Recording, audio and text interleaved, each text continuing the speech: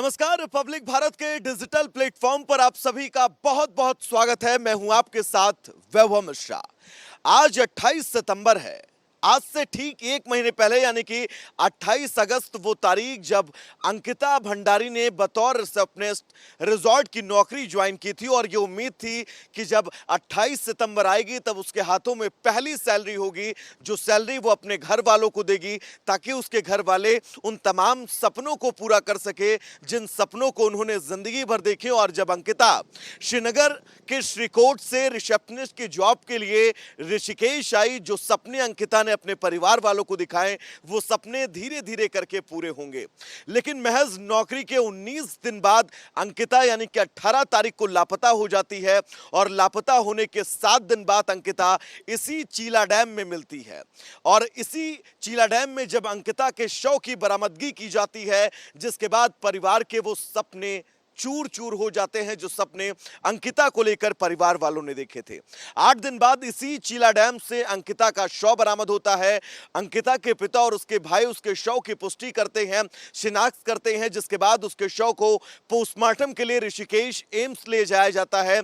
Rishikesh AIIMS के बाद उसे वापस श्रीनगर उसके शव को ले जाया जाता है, जहां पर लंबी खींचतान के बीच पूरा दिन प्रदर्शन और पूरे दिन प्रदर्शन के बाद अंकिता के शव का अंतिम संस्कार किया जाता है। लेकिन इन सबके बीच सबसे बड़ी बात यह थी, क्योंकि हजार सवाल इस बीच उठे।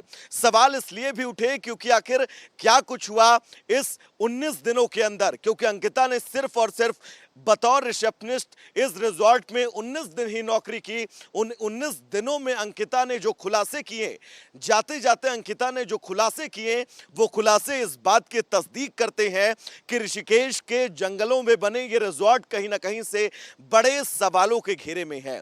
अंकिता ने जो अपने दोस्त को 17 तारीख को मैसेज किए थे, उन मैसेजेस में जिन जिन बातों का जिक्र था, उन बातों के जरिए यह समझा जा सकता है कि ऋषिकेश के जंगलों में जो रिसोर्ट बनाए गए हैं, इन रिसोर्टों में किस तरह से गोरख धंधा चलता है, जिस्म फरोशी का धंधा चलता है।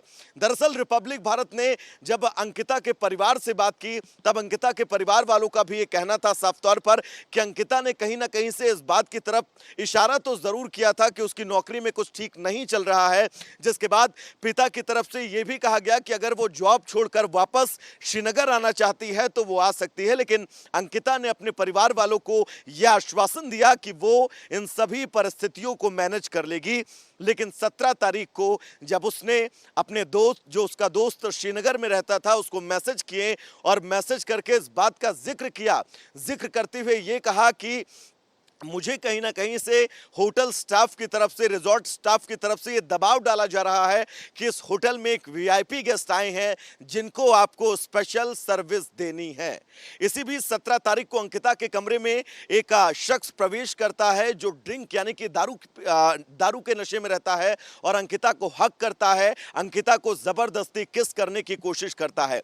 इन सभी बातों का जिक्र अंकिता 17 तारीख को अपने दोस्त से करती है। 18 तारीख को अंकिता लापता हो जाती है, जिसके बाद अंकिता की तलाश परिवार शुरू करता है। इन तलाश के बीच जब यह पता चलता है कि अंकिता का शव चीला डैम से बरामद हुआ, जिसके बाद परिवार वालों के पैर के नीचे से जमीन खिसक जाती है और कहीं ना कहीं से वो तमाम सपने जो आज से ठीक एक महीने पहले परिवार वालों ने देखे थे, वो सपने चकनाचूर हो जाते हैं। लेकिन ये कहानी थी अंकिता की। पोस्टमार्टम रिपोर्ट में इस बात का जिक्र किया गया कि अंकिता की मौत डूबने की वजह से हुई, अंकिता के साथ मारपीट भी की गई। एसआईटी का गठन किया गया। एसआईटी कल नहर में उस स्पॉट पर भी पहुंची जहां पर तीनों हत्यारोपियों ने इस बात का जिक्र किया था कि इसी जगह पर उन्होंने अंकिता को मार के नहर में फेंका, जिसके बाद अंकिता का शव तैरता हुआ डैम तक गया और वहां से शव की बरामदगी हुई। टीम एसआईटी की उस रिजॉर्ट में गई जिस रिजॉर्ट में अंकिता काम करती थी। लेकिन सबसे बड़ी बात यह, पुलिस प्रशासन की कार्रवाई को लेकर सवाल इसलिए भी क्योंकि रात के गुप्त अंधेरे में एसआईटी की टीम जब रिजॉर्ट में पहुंचती है, तब रिजॉर्ट में किसी भी तरह की बिजली की व्यवस्था नहीं रहती है। अंधेरे में रिजॉर्ट की टीम जो है वो सिर्फ टार्च की रोशनी में रिजॉर्ट का मुआयना करती है। यहां तक कि फॉरेंसिक टीम जो आती है वो भी टार्च की रोशनी में सबूतों को खंगालती है। तब जब सारे साक्ष्य 10 दिनों के अंदर किस तरह के किस कदर मिटा दिए होंगे इसका आप अंदाजा इस बात से लगा सकते हैं, क्योंकि 10 दिनों के अंदर जब तक टीम वहां पर नहीं पहुंचती है, उस एरिया को कवर नहीं किया गया था। कोई भी शख्स आसानी से उस एरिया में जाता था, अपना जो भी गुस्सा था या फिर जो सामान चाह रहा था वो निकाल कर पुलिस की मौजूदगी में ला रहा था। तो बड़े सवाल इसलिए भी हैं क्योंकि कहीं ना कहीं से सरकार इस पूरे मामले में खानापूर्ति करती हुई नजर आ रही है, एसआईटी इस पूरे मामले में खानापूर्ति करती हुई नजर आ रही है। और खानापूर्ति होनी इसलिए नहीं चाहिए क्योंकि ये देवभूमि है, यहां पर देवताओं का जन्म हुआ था, देवताओं ने यहां पर अपना वास किया था। और अगर देवभूमि से ऐसी तस्वीरें सामने आती हैं तो बड़े सवाल उठते हैं देवभूमि की प्रतिष्ठा को लेकर भी कि क्या सरकार देवभूमि की प्रतिष्ठा को बचाने में असफल है।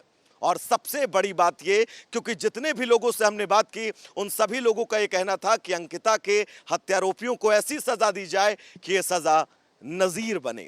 विजुअल के साथ में वैभव मिश्रा, रिपब्लिक भारत, ऋषिकेश।